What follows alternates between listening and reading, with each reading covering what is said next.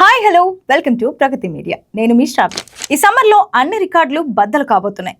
ఈ వేసవి ఎప్పట్లాగా ఉండే ఛాన్స్ అయితే అస్సలు లేదు. దేశమంతా వడగాలులు భీకరంగా తీవ్రత పెరిగింది. హీట్ వేవ్స్ దేశాన్ని కమ్మేస్తున్నాయి. ఇప్పటికే 140 ఏళ్లలో అత్యంత బలమైన ఎల్నినో ఈ ఏడాది మొదలైందని చెప్తున్నారు. మరి ఈ పరిస్థితుల్లో ప్రభుత్వాలు ఏం చేయాలి? జనం ఏం జాగ్రత్తలు తీసుకోవాలి? గత 26 ఏళ్లలో గ్లోబల్ వార్మింగ్ కారణంగా మన దేశంలో వడగాలుల తీవ్రత పెరిగింది. హీట్ వేవ్స్ ఉండే రోజులు కూడా పెరిగాయి. ఒక్క మాటలో చెప్పాలంటే భారత్ ఈ వేసవిలో ఒక నిప్పుల కుంపటిలా మారింది. ఎందుకంటే ప్రపంచంలోనే అత్యంత వేడిగా ఉన్న టాప్ 100 నగరాల్లో 95 మన దేశంలోనే ఉన్నాయి. గత నెలలోనే అనేక నగరాల్లో ఉష్ణోగ్రతలు 46 డిగ్రీల సెల్సియస్ దాటాయి. సాధారణంగా సౌదీ అరేబియా, ఖతార్, ఇరాన్ లాంటి గల్ఫ్ దేశాల్లో చాలా వేడి ఉంటుందనుకుంటాం. కానీ వాటికంటే మన నగరాల్లోనే వేడి ఎక్కువగా ఉంటుందని తేలింది. యూపీలో 37 నగరాలు, బెంగాల్లో 18, పంజాబ్లో 7 సిటీలతో పాటు ఏపీ, ఛత్తీస్గఢ్, మహారాష్ట్ర, తెలంగాణ రాష్ట్రాల్లో పలు ప్రాంతాలు ఈ లిస్టులో ఉన్నాయి. నిపుణుల అబ్జర్వేషన్ ప్రకారం 2026 వేసవి అన్ని రికార్డులను బద్దలు కొట్టే అవకాశం ఉంది. హీట్ వేవ్స్ ఉండే తీవ్రత రోజులు పెరుగుతున్నాయంటున్నారు. వర్షాలు కూడా తగ్గుతాయి. ఓవరాల్ గా వాతావరణం అనూహ్యంగా మారే అవకాశాలు కనిపిస్తున్నాయి. ఒక్కసారిగా వడగళ్ల వానలు వెంటనే హీట్ వేవ్స్ ఊపిరి సలపకుండా చేయబోతున్నాయి. యూపీలో ఏం జరిగిందో చూడండి.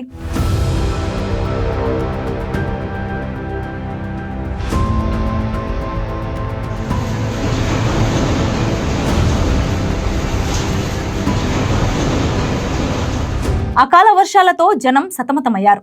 తీవ్ర గాలి, దుమారం, భారీ వర్షం కారణంగా రాష్ట్రంలో ఒక్కరోజే 89 మంది చనిపోయారు. క్యుములోనింబస్ ప్రభావంతో వడగళ్ల వాన కురిసింది. గాలి దుమారం, వడగళ్ల వాన, పిడుగులు మే 13న రాష్ట్రాన్ని అల్లకల్లోలం చేసింది. ఇలాంటివి దేశమంతా కనిపించే అవకాశం ఉంది.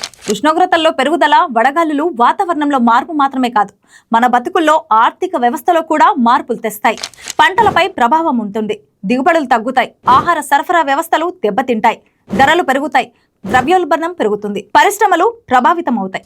వడగాలుల వల్ల కిడ్నీలు, గుండె, హార్మోన్లపై ఎఫెక్ట్ ఉంటుంది. గత 26 ఏళ్లలో గ్లోబల్ వార్మింగ్ దేశంలో హీట్ వేవ్స్ తీవ్రతను చాలా పెంచింది. నేచర్ సైంటిఫిక్ రిపోర్ట్స్ జనరల్ అధ్యయనం ప్రకారం దేశంలో హీట్ వేవ్ హాట్ స్పాట్ సంఖ్య 1.5 రెట్లు పెరిగింది. పశ్చిమ భారతదేశం, దక్షిణ తూర్పు తీర ప్రాంతాలు, గంగా మైదానాల్లో నివసించే ప్రజలు ఆరోగ్యంపై ఎక్కువ ప్రభావం ఉండే అవకాశం ఉంది. సాధారణ వేడి గాలులకు హీట్ వేవ్ కు చాలా తేడా ఉంటుంది. సాధారణ స్థితితో పోలిస్తే వరుసగా 3 రోజుల పాటు 4 డిగ్రీల కంటే ఎక్కువ ఉష్ణోగ్రతలు నమోదవడం లేదా 45 డిగ్రీల ఉష్ణోగ్రత దాటిన చోట హీట్ వేవ్ ఉన్నట్లు గుర్తిస్తారు. ఈ వేడి గాలుల మధ్య బయట పనిచేసే కూలీలు, ఆటో డ్రైవర్లు, డెలివరీ వర్కర్లు, రైతులు, ఫ్యాక్టరీ కార్మికులు తీవ్ర ఇబ్బందులు పడుతున్నారు. భారతదేశంలో 90% మంది కార్మికులు అసంఘటిత రంగంలో పనిచేస్తున్నారు. అక్కడ కనీసం ఫ్యాన్ కూడా ఉండదు. అలాంటి చోట పనిచేసే వాళ్ళందరికీ ఈ వేసవి జీవన్మరణ సమస్యగా మారింది. 2024లో తీవ్రమైన హీట్ వేవ్స్ కారణంగా జనం పని చేయాలని పరిస్థితిలో 247 బిలియన్ పని గంటలు కోల్పోయినట్లు అంచనా. వ్యవసాయ రంగంలో 66%, నిర్మాణ రంగంలో 20% వరకు నష్టం వాటిల్లింది. 25 ఏళ్ల క్రితం దేశంలో చాలా ప్రాంతాల్లో 2 నుండి 5 రోజులు మాత్రమే హీట్ వేవ్స్ ఉండేవి. కానీ గత 2 దశాబ్దాల్లో ఇది భారీగా పెరిగింది. పశ్చిమ రాజస్థాన్ లో 2022లో 58 రోజులు హీట్ వేవ్స్ వచ్చాయి. ఢిల్లీలో 2024లో 30 రోజుల హీట్ వేవ్స్ నమోదయ్యాయి. చల్లగా ఉంటుందని చెప్పుకునే బెంగళూరులో కూడా మార్చి నుంచి గాలి వేడెక్కింది. దేశంలోని 29 రాష్ట్రాలలో 23 రాష్ట్రాలలో హీట్ వేవ్స్ ప్రభావంతో ఉన్నాయి. మరోపక్క చెట్లు ఉన్న ప్రాంతాలు, లేని ప్రాంతాల మధ్య అనేక డిగ్రీల ఉష్ణోగ్రత తేడా కనిపిస్తుంది. ఇలాంటి సమయంలో కూడా అడవుల్ని బతకనివ్వటం లేదు. 2024లో భారత్లో 18,200 హెక్టార్ల అడవులు నరికేశారు. మణిపూర్లో 4 ఏళ్లలో 52,000 ఎకరాల అడవులు మాయమయ్యాయి. అభివృద్ధి పేరుతో అడవులు, చెట్లు, పచ్చని ప్రాంతాలు నాశనం చేస్తున్నారు. ఛత్తీస్గఢ్లో దట్టమైన అడవులు మాయమవుతున్నాయి. ఉత్తరాఖండ్లో అభివృద్ధి పేరుతో చెట్లు నరికేస్తున్నారు. ఆరావళి పర్వతాలను ఆదాని లాంటి ప్రైవేట్ మైనింగ్ కంపెనీలకు కట్టబెట్టాలని కేంద్ర ప్రభుత్వం ప్రయత్నించింది. ఆఖరికి అండమాన్ అండ్ నికోబార్ దీవుల్లో కూడా ఇదే పరిస్థితి. అక్కడ లక్షలాది చెట్లు కొట్టేసే ప్రయత్నాలు జరుగుతున్నాయి. తెలంగాణ విషయానికి వస్తే వడగాలుల ఎఫెక్ట్ చాలా దారుణంగా ఉండబోతుంది. ఈ వేసవిలో రాష్ట్రంలోని 301 మండలాల్లో 1.60 కోట్ల మంది ప్రమాదంలో ఉన్నారు. నిజామాబాద్, ఆదిలాబాద్, నల్గొండ, మంచిర్యాల, జగిత్యాల, పెద్దపల్లి, సూర్యాపేట, కరీంనగర్, ఖమ్మం, భద్రాద్రి, వరంగల్ జిల్లాలు నిప్పుల కుంపట్లా మారాయి. ఇలాంటి వాతావరణంలో కార్మికులు, అన్నదాతలు, రైతు కూలీల ప్రాణాలు ప్రమాదంలో ఉన్నాయి. వాతావరణంలో ఉష్ణోగ్రత 37 డిగ్రీలు దాటితే మానవ శరీరం బయట వేడిని స్వీకరించడం ప్రారంభిస్తుంది. అప్పుడు శరీరాన్ని చల్లగా ఉంచడానికి అంతర్గత అవయవాలు ఎక్కువ చెమటను విడుదల చేస్తాయి. ఆ సమయంలో తగినంత నీరు, ద్రావణాలు తీసుకోకుంటే డీహైడ్రేషన్కి గురవుతారు.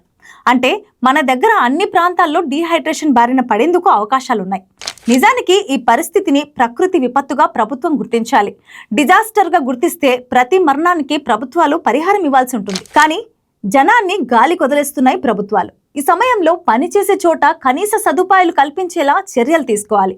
రోడ్డెక్కితే కానీ కడుపు నింపుకోలేని వారికి ఈ నెల రోజుల కాలం ప్రభుత్వమే ఆదుకోవాలి. కానీ ఉల్లిపాయలు పక్కన పెట్టుకోవాలని సలహాలు ఇస్తున్నారు కొందరు నేతలు.